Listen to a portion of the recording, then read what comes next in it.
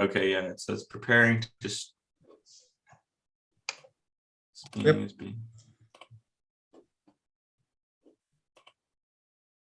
So it's.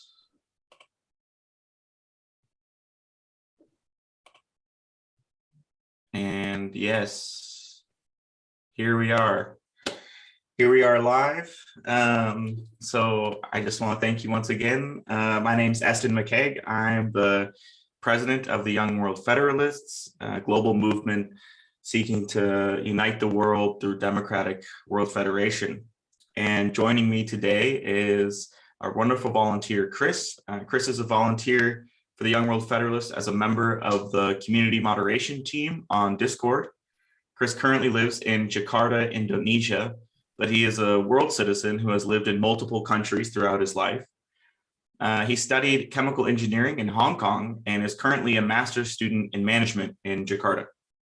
Thank you so much for being here, Chris. Yep, no problem. So we're for first question, I just wanted to ask, can you briefly describe the political landscape in Indonesia and perhaps Southeast Asia in general? Yes, so I'm not too familiar with the political landscape of Southeast Asia, since I think that it's a very varied region in terms of politics. But I suppose from Indonesia, the political landscape is a bit unique in that I'm not sure that there's any other country where the major political parties, they all fall under basically the similar spectrum. So we don't have like far left parties or far right parties. Every party basically self-identifies as center. It's just a matter of whether it's more Islamic leaning or nationalist leaning. But all in all, I think they did a poll question about that. And yeah, basically even the party members confirm that. They basically all have the same ideology.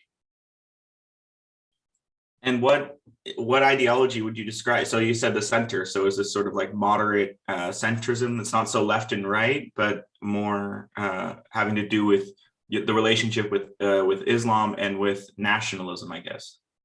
Yeah, that's true. So I think for the economic sector, every party basically has the same policies. It's basically a free market with lots of government regulations.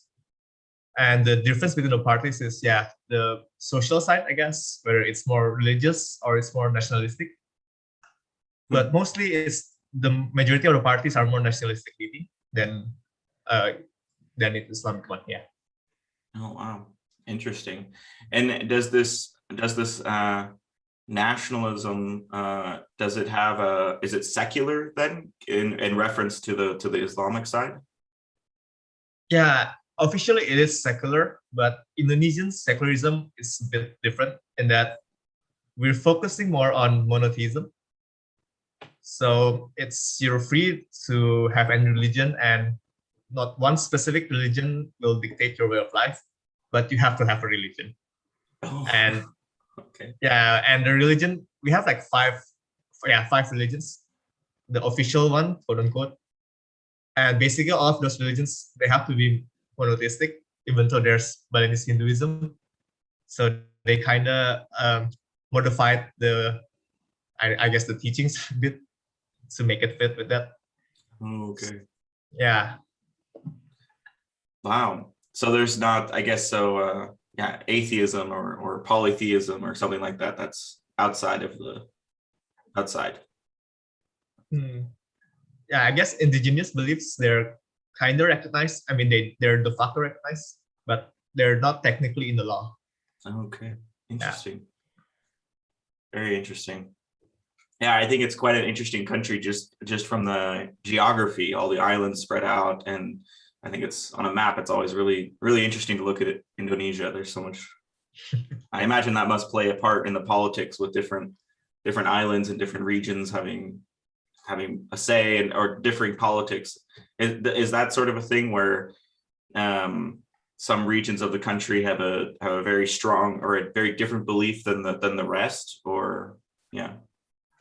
I guess in the politics, power has always been concentrated in Java, I guess, since that's always the main power base, and the majority of the population also lives in Java.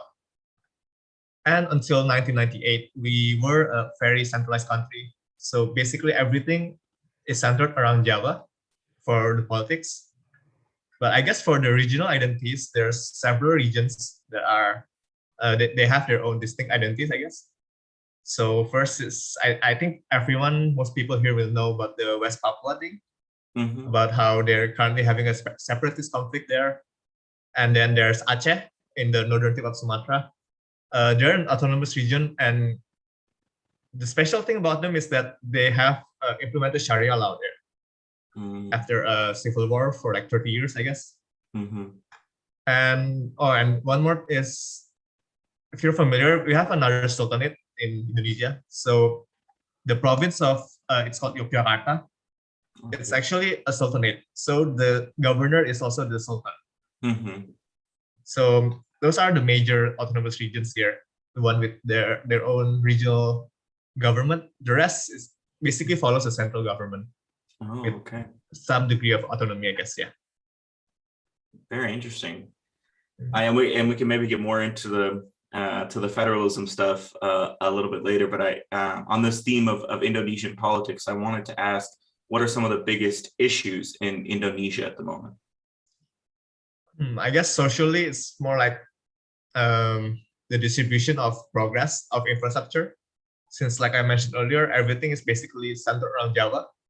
And even in around Java, it's just centered around Jakarta and the major cities in the northern coast. So I think one of the main issues here is to make sure that development is spread around evenly across the country. And that helps with lots of like the politics and the social issues. And that continuing from that, I think the social issue right now is the increase in Islamic radicalism, I guess. Yeah, I think recently there's a lot of problems with the rise of radicalism and basically terrorism. So the police has been quite busy recently. And yeah, it's a bit worrying since it's an increasing trend right now compared to like the previous years. Oh, that is very, it is worrying. It's interesting to hear that it's so like economic progress, distribution of wealth sort of issues, and then religious politics. It's very interesting that because in Germany and in the US where I'm from and they live, like the climate is a major issue, but Germany is pretty much has a little bit of coastline, and the US has so much space, and so the climate, especially the rising sea levels, doesn't really impact these countries to an extreme degree. But Indonesia is obviously a bunch of islands where rising sea levels have a crazy effect. So is climate change sort of on everybody's mind, or yeah? Surprisingly, it's not really a priority here. Like at most we hear about how Jakarta is sinking. I think that's pretty famous right now, right? But it's not really so much as the rising sea levels, more so that the city is literally sinking since the foundation is not stable or something like that. But all in all, about the climate change, rising sea levels, it's surprisingly not that talked about here. People just don't care that much, I suppose. Yeah, interesting. Yeah, and since a lot of our heavy industries, they rely a lot on those like quote unquote dirty industries. So I think talk about that topic is a bit discouraged as of right now. Yeah. Okay. Yes, I understand. Yes, there's also a lot of that in the US and Germany. Yeah, the energy companies have a lot of say in what goes on. Yeah, very interesting. Yeah, I guess I assumed the sort of the opposite. So it's good to get a perspective from you to learn about it. So thank you for enlightening me. And then going back to what we were talking about earlier with sort of like this federalism, like autonomous regions, and then also I guess related to the religious side of things. Like how are the concepts of democracy and federalism perceived in Indonesia? Yeah, so for democracy, I think for the most part, it's something that the Indonesians enjoy and hold in high regard. Since I think the last election, it has a pretty good turnout for the voters. So I guess in that part, it's already part of the Indonesian identity in terms of politics. But it's not the same for federalism. It's the opposite. So in a bit of historical background, back when the Dutch tried to basically recolonize Indonesia after World War II, there was a time where there's a compromise between the Indonesian government and the Dutch. So they made the whole federal Indonesian Republic, something like that. And yeah, it was really obvious that it's just another power grab thing. So from that point on, federalism doesn't really have lots of support here. Oh wow. Yeah. Oh wow. So it's associated with like a Dutch colonial project, basically, the Federal Indonesian Republic. Wow, that's crazy. Yeah, I had heard that it wasn't like a very welcome concept because of history, but I didn't know there was such a colonial aspect to it as well. That's very troubling. Yeah, but it's also it's very interesting what you say though with these autonomous regions that yeah, for better for worse, have their own have a lot of control at the local level. So I mean that's essentially some sort of federal mechanism or it's a little bit of federalism, even if it's not sort of called that, I guess. Yeah, I think for even in the provinces without the autonomous, like the special autonomous status, I think recently that they've been given more and more autonomy, at least compared to the Soeharto era, pre-1998. So I think in that regard, yeah, there's a lot of similarities between the Indonesian military system and just general federalism. Yeah. Mm-hmm. Yeah. Cool. And you spoke a little bit about democracy, and I guess we can keep putting them together, but now I understand it's a little bit separate. But would you consider democracy, or do people there consider democracy and federalism sort of foreign, or we call it something here like musyawarah? A lot of the early Indonesian politics, they were filled with those kind of compromises, which yeah, they made more or less questionable in terms of the validity. But recently, like in recent years, it's more like, yeah, democracy is who we are.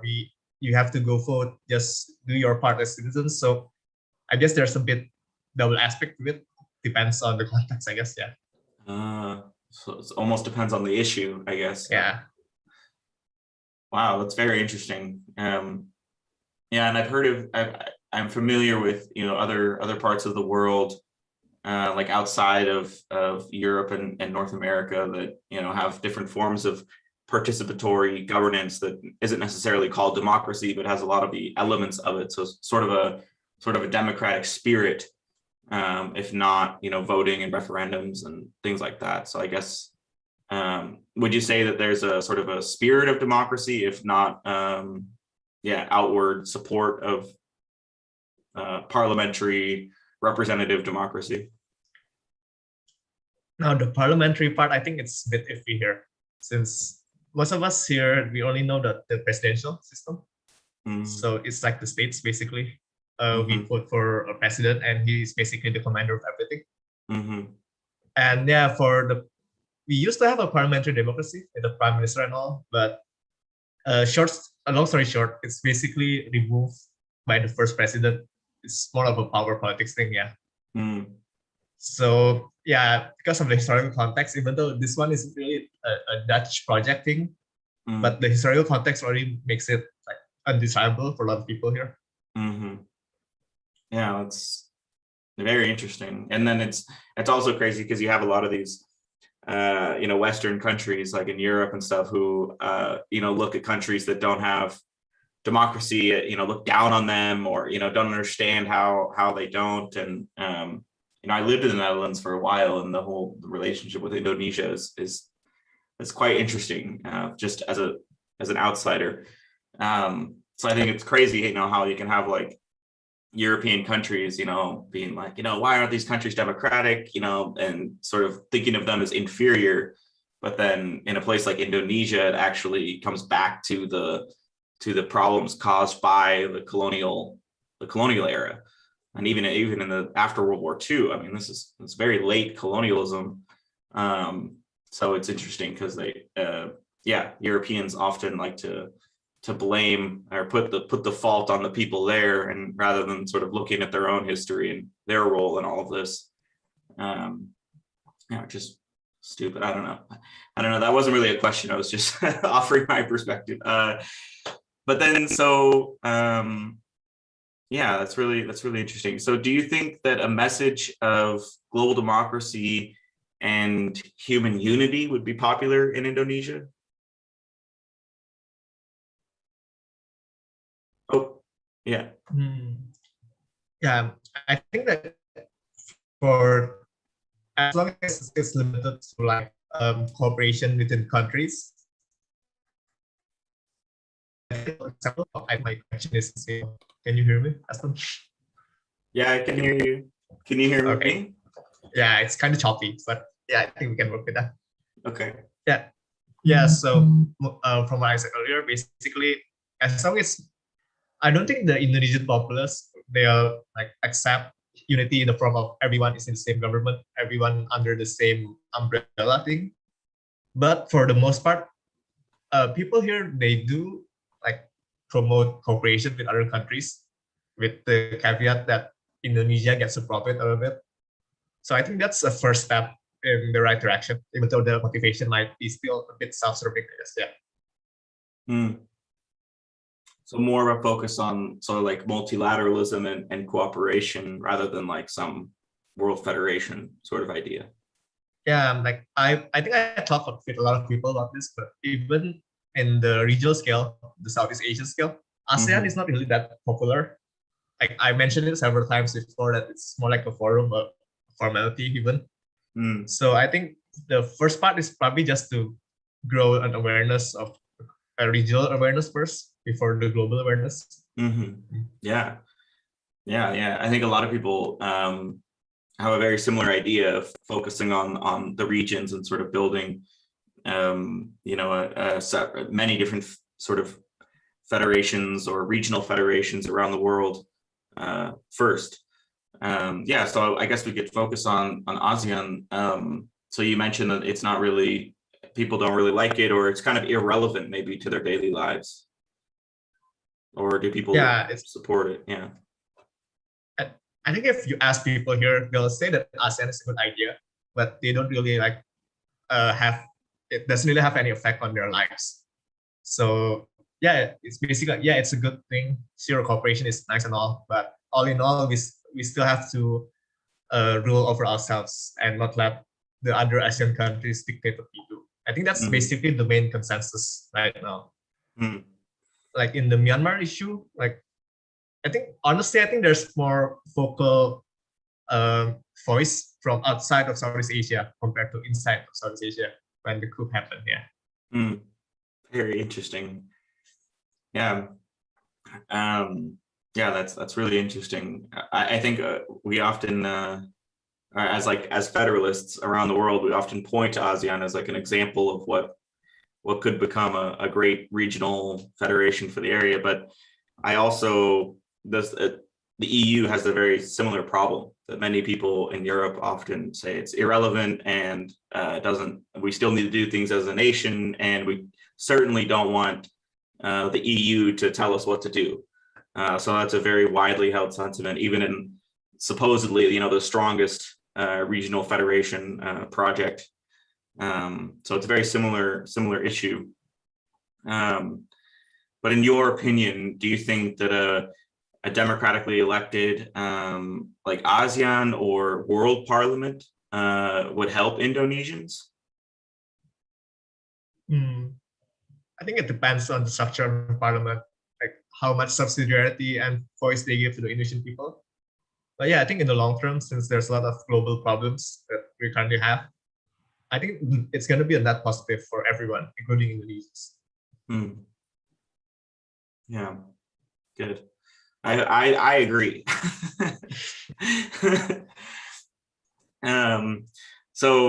But I guess it's a kind of a hard, as we've discussed, that's sort of spreading that idea and getting people on board for the variety of reasons that we've touched on is quite difficult. So how do you think that we can overcome these challenges as World Federalists?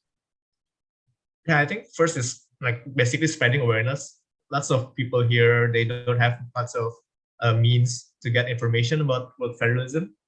So I think that's a good first step, like, in social media and in like the public forums and all.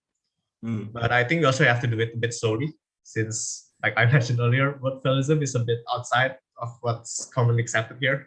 The Overton window, yeah.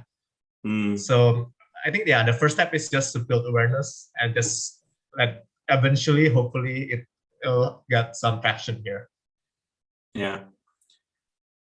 Yeah, hopefully, we see a lot of youth movements right now, sort of pulling the older people towards a direction that focuses on, global action and solving global issues. For example, Fridays for Future is like one of the more famous ones. But there's a lot of ways that youth can get involved and help spread awareness.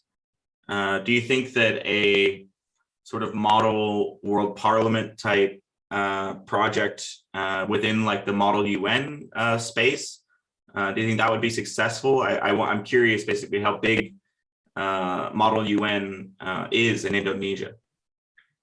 I guess from my own experience, there's usually a model UN club in high schools, but it's kind of not as popular as the competitive debating club. And sometimes the model UN, it gets grouped together, so it's a part of debating club, kind of things like that. So it's not that popular, but at the same time, it still has a sizable presence in terms of people actually being interested in doing it. Yeah. Okay. And I guess it would be really curious to, even within the debating club or within the Model UN club, if a potential project to just sort of spread awareness, especially amongst the youth, would be these, either like a model world parliament, like a committee, or even just debating the idea in a debate club. Do you think that is a way to move the idea forward, to spread awareness? Yeah, I think so. I think that's a good way, like, to make the students, the youth, they think about it critically and try to decide for themselves what are the pros and cons for the idea. Yeah, and it's something that we're trying to help with and trying to develop with other organizations and our friends, sort of providing tools to model UN clubs, and I guess even debate clubs on how to run these sort of projects and committees. Yeah, so we'd love to do something like that in Indonesia. I don't know if you're aware of the Model World Parliament that happened in India for the Week for World Parliament. Did you see that? Yeah, I saw the announcement there. Yeah. It was actually quite successful. They had about 50 people there, talking about global issues, and everybody understood it was different than a model UN. It was understood to be a model world parliament. So I was pretty happy about that. Yeah, so there's sort of examples, and we're learning. It wasn't perfect, but we learned what was good and what was bad, and sort of developing a solution here that could be helpful in Indonesia. Yeah, so just going back to the youth, I'm curious, are there existing like youth movements in Indonesia, like Fridays for Future, or anything that's sort of local to Indonesia? I think for the high school level, it's not really. Yeah, I think there's the consensus here is that high schoolers should stay away from politics, and yeah, there's the like wider societal view of they're still in high school, they don't know what they're talking about, they don't know what they're doing. So I don't think like the Fridays for Futures, I don't think the move will be well received here. If I think it's receive a lot of backlash from the public. Sorry, you broke up a little bit. Can you repeat that last sentence? Okay, sure. So yeah, I don't think that the movements like the Fridays for Futures, I think it's oh, I think it got disconnected again. Oh no. Can you hear me? Yeah, now it's good. Yeah, now you're good. It's bad internet here. It's all good. Yeah. So basically, I don't think the public will receive the movement in a positive light, since it's gonna be like people gonna take it as those kids just want to skip school and Mm, leave it at that. Yeah. mm. And there, I guess the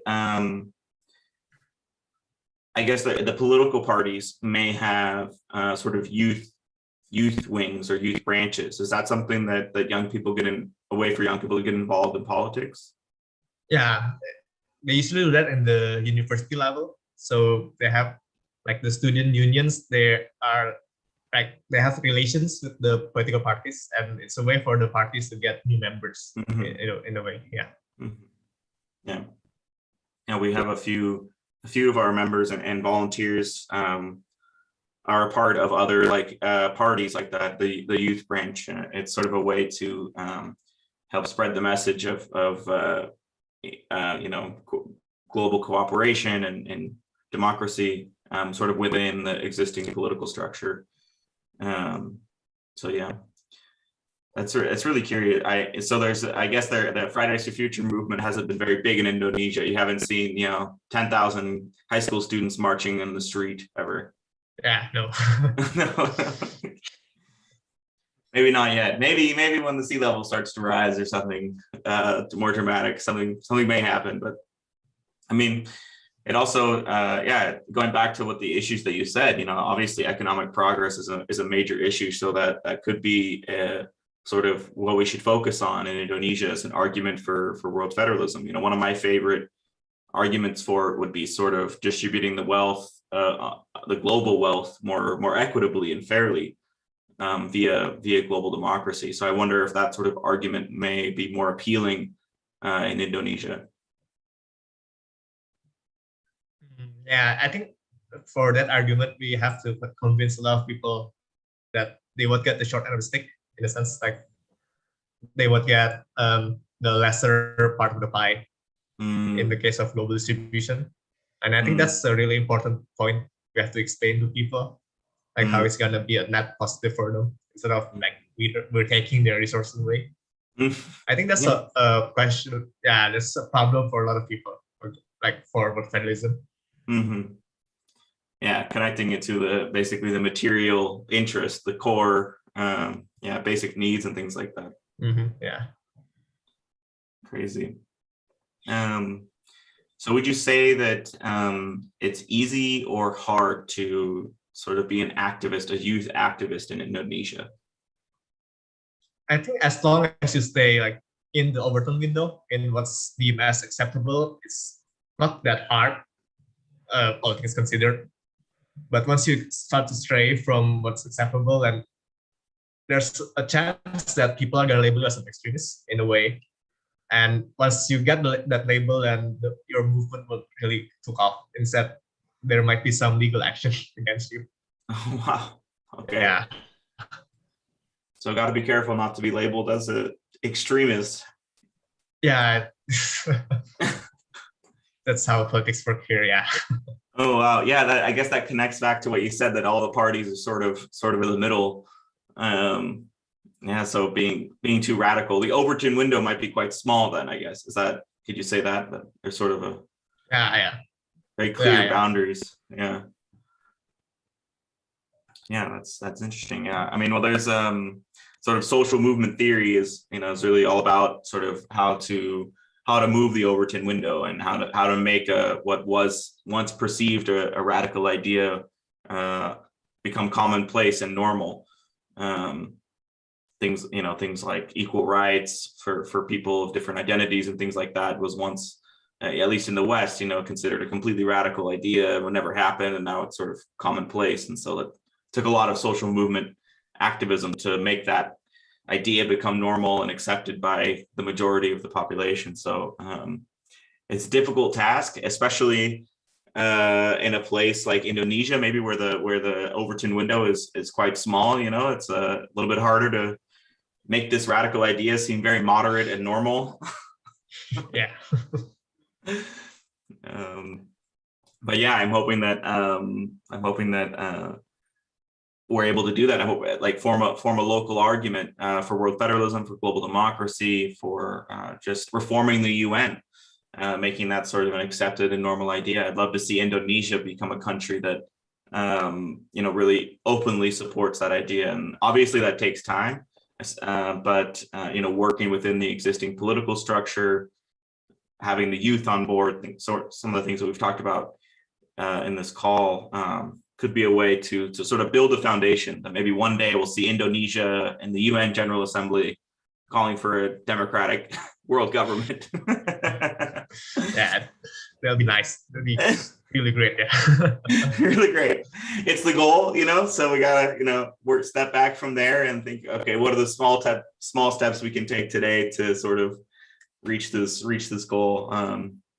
But yeah, difficult, not easy. So I guess my final question before we close would be, what are some of the ways that people can help you spread the message and get involved in Indonesia and in Young World Federalist in Indonesia?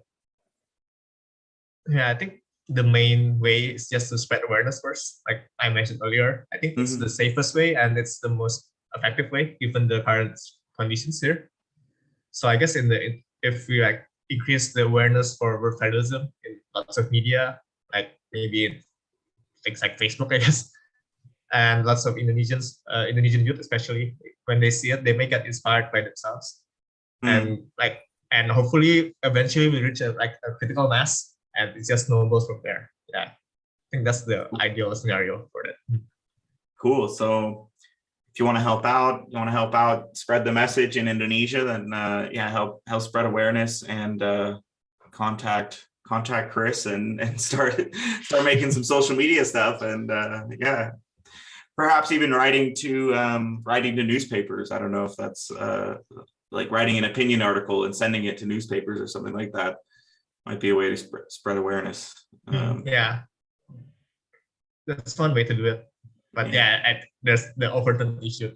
yeah, exactly. The media is also within that. Yeah. Okay.